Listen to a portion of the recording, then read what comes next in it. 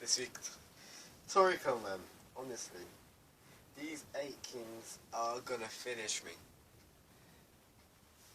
The feats in Toriko is off the charts. It is off the charts. And Mrs. Josh, the narrator, it just says it so calmly, like, oh, yeah, another just surpassed the speed of light. Like, they just like slip it in there slightly. And it's just like, how are you saying it like it's so calm? Like, passing the speed of light is I can't deal with this. I honestly can't. This chapter Toriko got me so hyped, especially for freaking Toriko himself. Like, at the end of this chapter, he was just like, what did he say? Oh, and the man that can sense all of it just by smell, stuff like that, and then, we're gonna get that flashback. We're getting that flashback, so I'm hyped for that.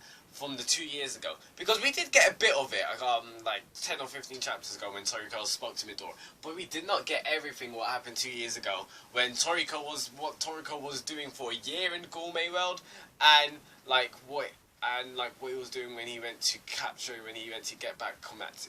So we're gonna find out so much stuff on Toriko. I'm just so hyped. What I'm so hyped for as well is how freaking Bambina comes in like a boss.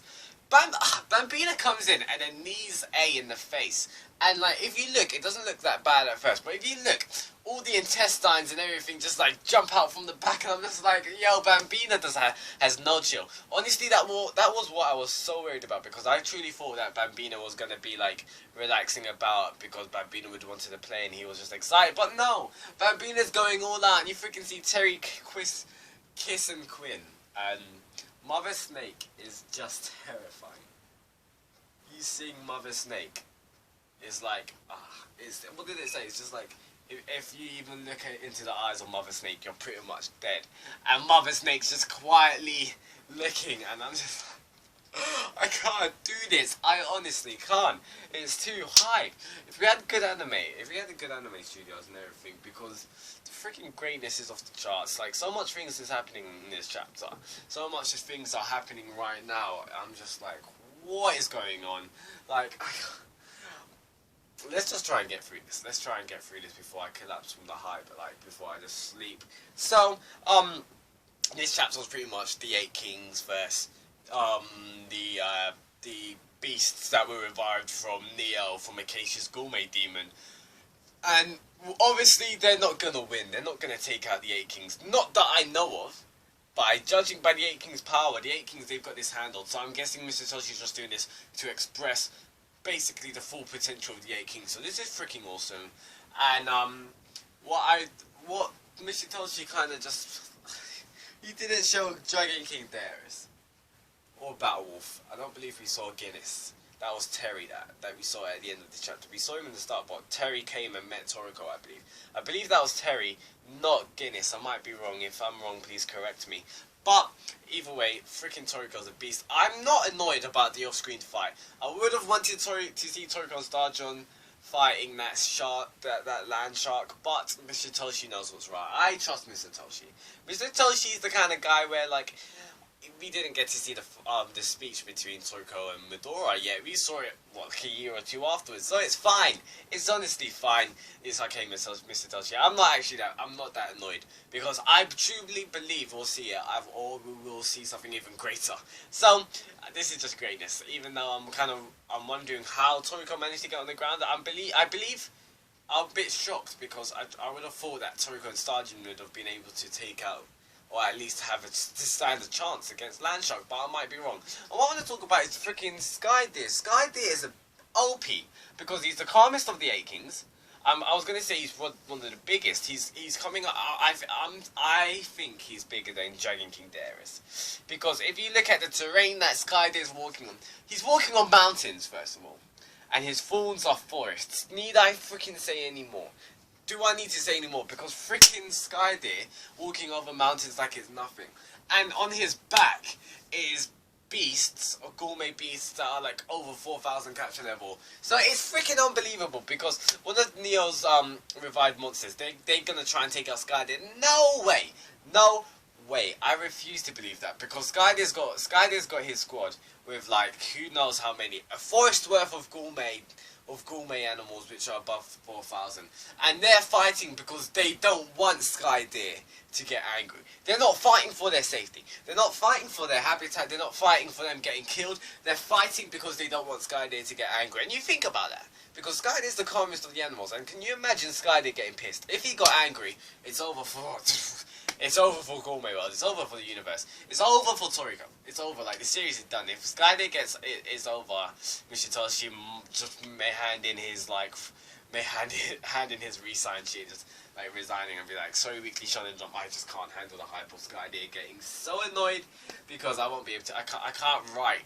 I can't draw the ferocity of Skydeer. Like, he won't just be able to handle that hype. It'll just be too high. So yeah, this chapter Toriko was great this year. I can't wait for next week. I can't wait for these 8 Kings. Heracles, I'm not even going to talk about Heracles, because Heracles is probably one of my favourite 8 Kings. He's just so beast. Like, I still can't get over the fact that he snorted and Toriko got cut in half just like that. So, Heracles is going to probably go out even more out. He's going to be a beast. Maybe if we see Heracles' kid, if we see the newborn 8 King, that would be awesome, because we got to see Terry in all its... We got to see Terry come out. So obviously Terry and all these guys, they've trained. They're going in like it's a normal casual Monday morning. So they're going in like they own the place, and I'm happy for it because I'm just hyped. Especially seeing that second, I think it was the second page, that whole widespread page of all the months. All the monkeys getting obliterated. I was about to be sad because I was just like, no, my monkey's gonna get killed. That one that was like scared and frightened and run away. If it got killed, I would have been so sad, honestly. Like, that's one of my favourite parts of the arc, just seeing him. He was awesome. So either way, this was an amazing chapter of Toriko. I just cannot wait for next week.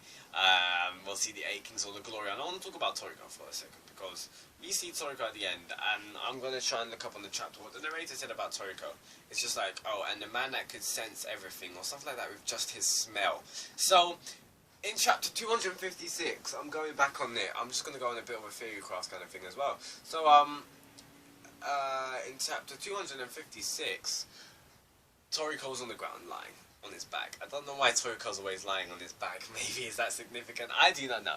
But yeah, Toriko's lying on his back, and then the narrator was just like, oh, the man was awakening, and the 8 Kings felt the power and stuff like that. They even threatened that this power could become something higher than themselves. So that's what it was something like that. And the same thing happens again in this chapter. And even Starjan's worried. So Starjan's just like, oh crap, this is what Midora someone must have spoke of. So I'm guessing it's got to do with Toriko's Blue Oni. That's the Blue Oni that's awakening. Like, that's actually coming out. The door's gonna get opened, and it's actually gonna because we've seen Toriko throughout the whole series of Toriko. Toriko's managed to, up this point that we know of, this is like the Bambina arc, Toriko's managed to manifest his red Oni on his outside of body, not the full body, but just pretty much the arm. So I'm wondering if the awakening is him using his whole red Oni, or if it's gonna be like the blue Oni and the red Oni in synergy or something like that. I do not know. So let's go to this page and find out what it actually said, because it'll just I honestly don't know what to figure craft on Toriko either way. Don't know what they meant. I love how Toriko's just so chilled. He honestly is. He's sitting there like probably Guinness is probably still there. I don't know about Landshark, and he's just like, oh, Komatsu called, like with that face on, with like a happy face. So where's the page? Freaking hell, that mother snake just boss of the skies. Croaking is top notch. Croaking is the one. Like, look at him. A flap of his wings. Freaking Croaking. Okay, so this is what they say.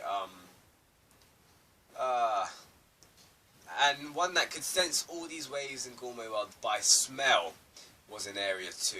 So the way he's being presented now is like he's an 8 King. So obviously I don't know if that might imply or suggest like his ability, his power, or if like the blue only awakes, it's got the potential to be stronger than all of the 8 Kings.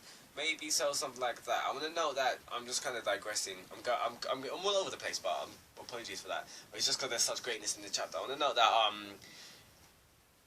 the Welking's Moon's stomach is the back channel, or it's connected to the back channel somehow. If Welking's stomach is the back channel, I'm done. I would honestly be finished, because like honestly. So yeah, he says thanks to them I remembered. Okay, so Terry comes, I believe that's Terry, and he's just like, Battle Wolf, you really are strong, ain't you, Terry? You guys, bosses are awesome. Thanks to them, I remembered the me from 2 years ago. And nostalgia's just like, this is what Midoriya-sama spoke of. So he remembered the me from 2 years ago. What does that mean? Obviously the time when Toriko possibly was in Gourmet World when he was by himself and he was there for a year. So maybe we find out what actually happened there. Maybe it's got to do with his childhood and stuff. We do not know. I honestly think it's got to do with Blue only. So either way, we'll find out next chapter. I hope. I truly do hope. So just Shinigami-san, I'll see you next week for the greatness of Toriko. Tell me your thoughts comment below if you are hyped as much as I am. And keep reading that Toriko greatness. Shinigami-san, goodbye. See ya.